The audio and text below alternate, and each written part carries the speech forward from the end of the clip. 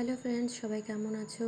আজ নববর্ষ, তাই সবাইকে জানাই শুভ নববর্ষ ও প্রীতি শুভেচ্ছা।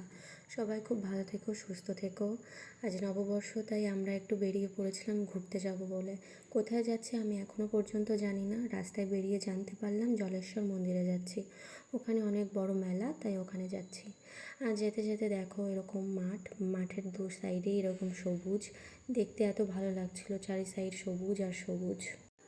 সবুজের দিকে তাকালে চোখে যে এমন একটা শান্তি লাগে, এইরকম জায়গায় না গেলে বোঝা যাবে না। এরকম ফাঁকা মাঠ আর ঠান্ডা হাওয়া, বেশ ভাল লাগছিল। তোমরা আজকে সবাই নববর্ষে কে কী করছো অবশ্যই জানিও কমেন্ট করে।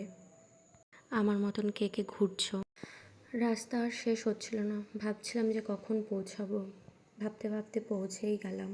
এই যে দেখো পৌঁছে আমরা স্কুটিটা গ্যারেজে রেখে আমরা হেঁটে যাচ্ছি। যেই দেখছি যে এরকম পুকুরের চারি সাইডে এরকম লোক জড়ো হয়ে আছে। প্রথমে বুঝতে পারিনি, পরে বুঝতে পারলাম যে এখন পুকুরের ঠাকুরটা ঠাকুর নামিয়ে দেবে, জলের নিচে চলে যাবে।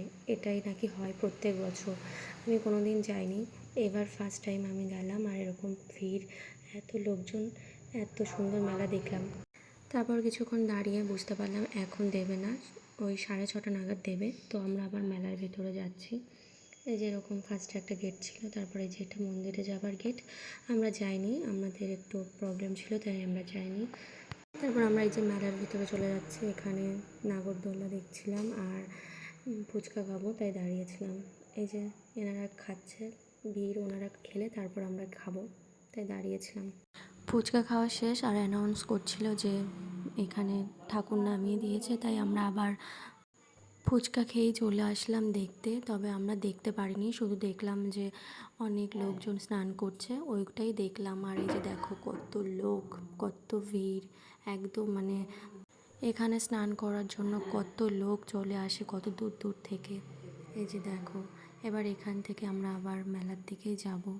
মেলায় গিয়ে আবার এগরোল খেলাম দুজনে। এগরোল খেয়ে এবার বাড়ির দিকে রওনা হব। এই যে গ্যারেজে চলে এসেছি, স্কুটি নিয়ে আমরা এখন বাড়ির দিকে চলে যাব। মন্দিরের ভিতরে গিয়ে তোমাদের দেখাতে পারলাম না, কিন্তু ভিডিওটা কেমন লাগলো অবশ্যই কমেন্ট করে জানিও। Tata, bye bye.